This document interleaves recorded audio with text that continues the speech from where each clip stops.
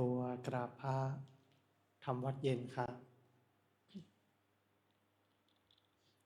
ทั้งหมดกราบพระพร้อมกันครับกราบกราบกราบกราบบารมีธรรมพ่อแม่ครูบาอาจารย์ครับทั้งหมดกล่าวคำบูชาพระรัตนตรัยพร้อมกันครับอิมินา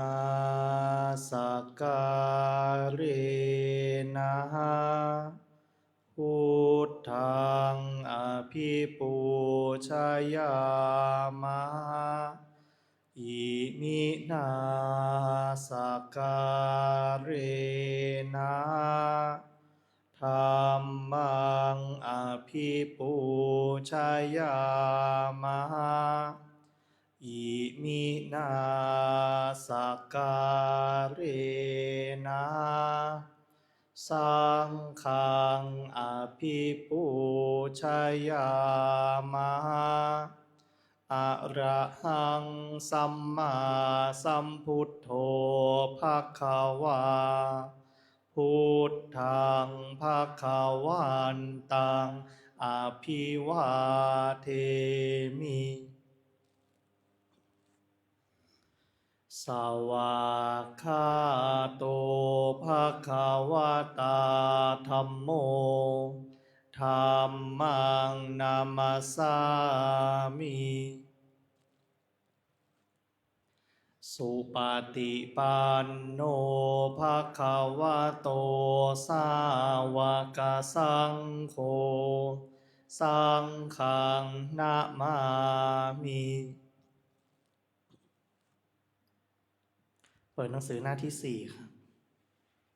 หันธรรมยังพุทธัสสะภะคะวะโตปุพพาคณมะการังกโรมะเซนะโมตัสสะภะคะวะโตอะระหะโตสัมมาสัมพุทธัสสะนะโมตัสสะภะคะวะโตอะระหะโตสัมมาสัมพุทธัสสะนะโมตัสสะภะคะวะโตอะระหะโตสัมมาสัมพุทธัสสะพุทธังสารนังคัจฉามิธัมมังสารนังคัจฉามิสังฆังสารนังคัจฉามิทุติยมปิพุทธังสารนังคัจฉามิทุติยมปิธัมมังสารนังคัจฉามิทุติยมปิสังฆังสารนังคัจฉามิตาติยมปิพุทธังสารนังคัจฉามิตาติยมปิธัมมังสารนังคัจฉามิตาติยมปิสังฆังสารนังคัจฉามิธรรมที่พระพุทธเจ้าทรงแสดงไว้เพื่อประโยชน์ของสัตว์โลกเป็นธรรมที่เห็นได้ยากยิ่งสำหรับธรรมที่จะกล่าวต่อไปนี้เป็นธรรมที่สามารถกระทำความสงบอันประเสริฐและสามารถประทานซึ่งสมบัติทั้งปวง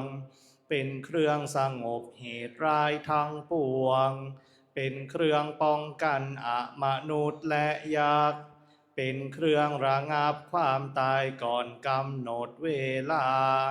เป็นเครื่องขจัดความเศร้าโศกและโรคเป็นเครื่องย่ำยีกำลังของข้าศึกเป็นเครื่องจำเริญชัยชนะแด่พระราชาเป็นเครื่องนำสิ่งที่ไม่น่าปรารถนาทั้งปวงออกไป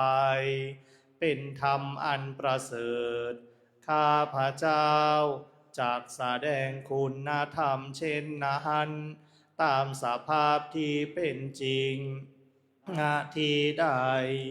มีผู้กล่าวว่าจะสรรเสริญพระคุณอันประเสริฐของพระรัตนตรัยด้วยจิตที่เลื่อมใสณที่นั้นความสุขความสบายและความสวัสดีย่อมมีแก่ผู้นั้นตลอดการทุกเมื่อเปิดหนังสือไปหน้าที่8ครับหันธรรมยังปฏิจจสมุปาทธรรมเมสุอิทัปปัจจยตาทิธรรมปะทังพนามาเสอิทัภิกขเวอริยสาวโกปฏิจจสมุปปาทันเยวะสาธุกังโยนิโสมนสิกโรติภิกษุทั้งหลายอริยสาวกในธรรมวินัยนี้ย่อมกระทำไว้ในใจโดยแยบคายเป็นอย่างดีซึ่งปฏิจจสมุปบาทนั้นเทียวดังนี้ว่าอิมัสสมิงสติอิตังโหติเมื่อสิ่งนี้มีสิ่งนี้ย่อมมีอิมัสสุปาทาอิทังอุปัชชติเพราะความเกิดขึ้นแห่งสิ่งนี้สิ่งนี้จึงเกิดขึ้นอิมัสสมิงอสติอิทังนะโหติเมื่อสิ่งนี้ไม่มีสิ่งนี้ย่อมไม่มีอิมัสสะนิโรธาอิทังนิรุชชติเพราะความดับไปแห่งสิ่งนี้สิ่งนี้จึงดับไปยะทิทังได้แก่สิ่งเหล่านี้คืออวิชชาปัจจยาสังขาราเพราะมีอวิชชาเป็นปัจจัยจึงมีสังขารทั้งหลายสังขาราปัจจยาวิญญาณังเพราะมีสังขารเป็นปัจจัยจึงมีวิญญาณวิญญาณปัจจยานามรูปังเพราะมีวิญญาณเป็นปัจจัยจึงมีนามรูปนามรูปปัจจยาสลายตนังเพราะมีนามรูปเป็นปัจจัยจึงมีสลายตนะสลายตนะปัจจยาภัสโสเพราะมีสลายตนะเป็นปัจจัยจึงมีผัสสะผัสสะปัจจยาเวทนาเพราะมีผัสสะเป็นปัจจัยจึงมีเวทนาเวทนาปัจจยาตัณหาเพราะมีเวทนาเป็นปัจจัยจึงมีตัณหาตัณหาปัจจยาอุปาทานังเพราะมีตัณหาเป็นปัจจัยจึงมีอุปาทานอุปาทานาปัจจยาภะโวเพราะมีอุปาทานเป็นปัจจัยจึงมีภพภาวะปัจจยาชาติเพราะมีภพเป็นปัจจัยจึงมีชาติชาติปัจจยาชรามรณังโสกะปริเทวะทุกขโทมานัสสุปายาสาสัมภวันติเพราะมีชาติเป็นปัจจัยชรามรณะโสกะปริเทวะทุกขโทมานัสอุปายาสะทางหลายจึงเกิดขึ้นครบถ้วนเอวะเมตัสสะเกวลัสสะทุกขขันธัสสะสมุทัยโยโหติ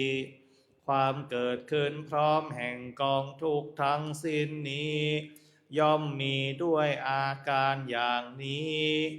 อวิชชายะตะเววะอเสสะ วิราคะนิโรธาสังขาระนิโรโธเพราะความจางคลายดับไปโดยไม่เหลือแห่งอวิชชานั้นเทียวจึงมีความดับแห่งสังขารสังขาระนิโรธาวิญญาณนิโรโธเพราะมีความดับแห่งสังขารจึงมีความดับแห่งวิญญาณ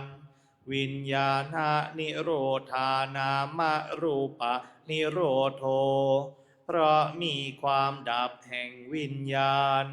จึงมีความดับแห่งนามรูปนามรูปะนิโรธาสลายตนะนิโรโธเพราะมีความดับแห่งนามรูปจึงมีความดับแห่งสลายตนะสลายตนะนิโรธาผัสสะนิโรโธเพราะมีความดับแห่งสลายตนะจึงมีความดับแห่งผัสสะผัสสะนิโรธาเวทนานิโรโธเพราะมีความดับแห่งผัสสะจึงมีความดับแห่งเวทนาเวทนานิโรธาตัณหานิโรโธเพราะมีความดับแห่งเวทนาจึงมีความดับแห่งตัณหาตัณหานิโรธาอุปาทานะนิโรโธเพราะมีความดับแห่งตัณหาจึงมีความดับแห่งอุปาทาน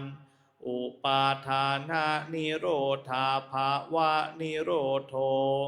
เพราะมีความดับแห่งอุปาทานจึงมีความดับแห่งภพภาวะนิโรธาชาตินิโรโธเพราะมีความดับแห่งภพจึงมีความดับแห่งชาติชาตินิโรธาชรามรณังโสกะปริเทวะทุกขะโทมนัสสุปายาสาชันติเพราะมีความดับแห่งชาตินั้นแลชรามรณะโสกะปริเทวะทุกขะโทมนัสอุปายาสะทางหลาย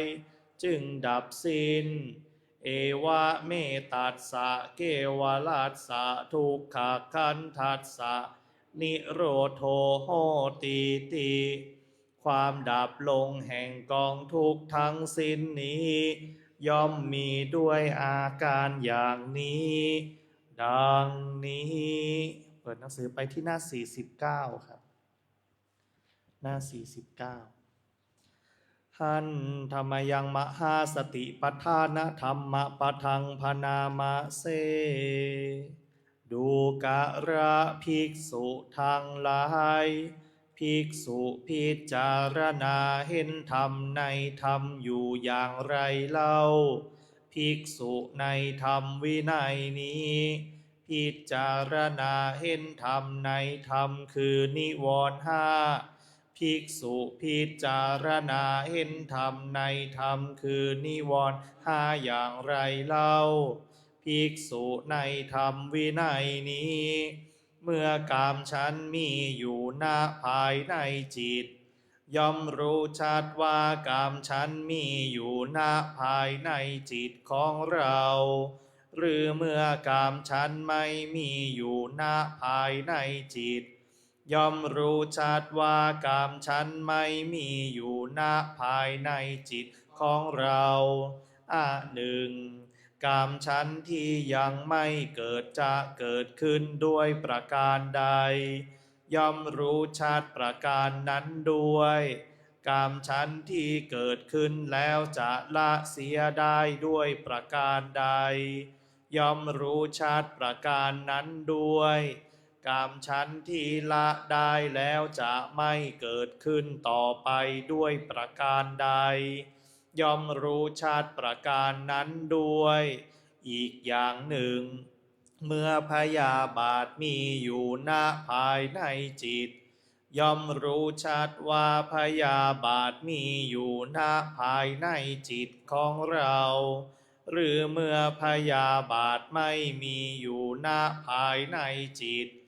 ย่อมรู้ชัดว่าพยาบาทไม่มีอยู่ณภายในจิตของเราหนึ่งพยาบาทที่ยังไม่เกิดจะเกิดขึ้นด้วยประการใดย่อมรู้ชัดประการนั้นด้วยพยาบาทที่เกิดขึ้นแล้วจะละเสียได้ด้วยประการใดย่อมรู้ชัดประการนั้นด้วยพยาบาทที่ละได้แล้วจะไม่เกิดขึ้นต่อไปด้วยประการใดย่อมรู้ชัดประการนั้นด้วยอีกอย่างหนึ่งเมื่อทีนะมิทะมีอยู่ณภายในจิตย่อมรู้ชัดว่าทีนะมิทะมีอยู่ณภายในจิตของเราหรือเมื่อทีนะมิทะไม่มีอยู่ณภายในจิตย่อมรู้ชัดว่าทีนะมิทะไม่มีอยู่ณภายในจิตของเราหนึ่งทีนะมิทะที่ยังไม่เกิดจะเกิดขึ้นด้วยประการใดย่อมรู้ชัดประการนั้นด้วยทีนะมิทะที่เกิดขึ้นแล้วจะละเสียได้ด้วยประการใดย่อมรู้ชัดประการนั้นด้วยทีนะมิทะที่ละได้แล้วจะไม่เกิดขึ้นต่อไปด้วยประการใดย่อมรู้ชัดประการนั้นด้วยอีกอย่างหนึ่งเมื่ออุทธัจจะกุจจะมีอยู่ณภายในจิตย่อมรู้ชัดว่าอุทธัจจะกุจจะมีอยู่ณภายในจิตของเราหรือเมื่ออุทธัจจะกุจจะไม่มีอยู่ณภายในจิตย่อมรู้ชัดว่าอุทธัจจะกุจจะไม่มีอยู่ณภายในจิตของเราหนึ่งอุทธัจจะกุจจะที่ยังไม่เกิดจะเกิดขึ้นด้วยประการใดย่อมรู้ชัดประการนั้นด้วยอุทธัจจะกุจจะที่เกิดขึ้นแล้วจะละเสียได้ด้วยประการใดย่อมรู้ชัดประการนั้นด้วยอุทธัจจะกุจจะที่ละได้แล้วจะไม่เกิดขึ้นต่อไปด้วยประการใดย่อมรู้ชัดประการนั้นด้วยอีกอย่างหนึ่งเมื่อวิจิกิจฉามีอยู่ณภายในจิตย่อมรู้ชัดว่าวิจิกิจฉามีอยู่ณภายในจิตของเรา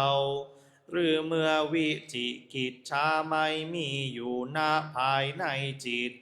ย่อมรู้ชัดว่าวิจิกิจฉาไม่มีอยู่ณภายในจิตของเราหนึ่ง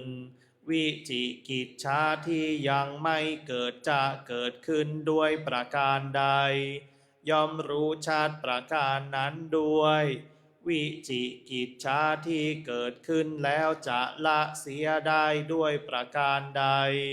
ย่อมรู้ชัดประการนั้นด้วยวิจิกิจฉาที่ละได้แล้วจะไม่เกิดขึ้นต่อไปด้วยประการใด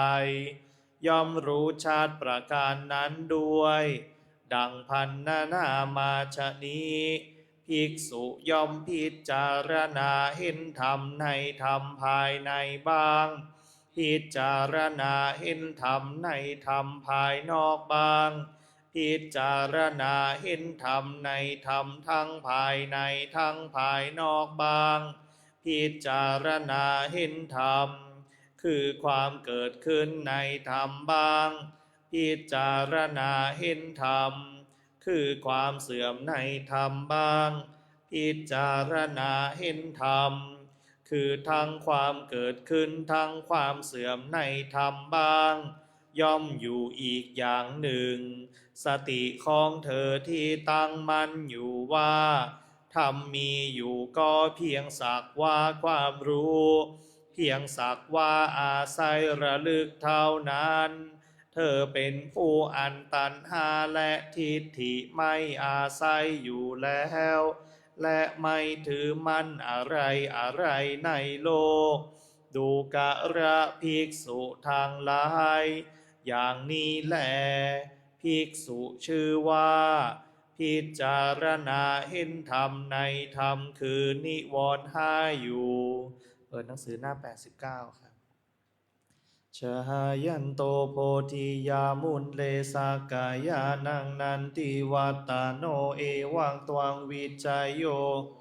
จายาสุจายามังคาเลอปาราจิตตาปัลลังเกสีปัทาวิโปกาเรอาภิเสเกสัพพะพุทธานังอาคาปัตโตปะโมทาติขัตตังสุมังคาลังสุปาปาตังสุโหติตังสุขาโนสุโมโหตโตจะสุยิทังพรัมจาริสุปาทาขีนังกายกรรมังวาจากรรมปาทาขีนังปาทาขีนังมโนกรรมังปะนิทิเตปาทาขีนานิกาตวานาลาพันตาเทปะทาขีเนสุโคพุทธานังอุปาโทสุขาสัทธรรมเตสานาสุขาสังคัสสะสามัคคีสามัคคานตาโปสุโคคติโยเสโทชาเนตัสสามิงเยโคตาปติชายโนจารณาสัมปันโนโสเสโทเทวามนุษย์เศรษฐีวาตาปาติอาทิโจรติมาพานจันทิมาสันนัทโทคาติโยตาปาติชายิตาปาติพระมโนอัฏฐสัพพะรัตตังพุทโธตาปาติเตชะสาอะโรขยาปารามาลาภาสันตุถิปารามังทานังปรมายาตินิพพานังปรมังสุขัง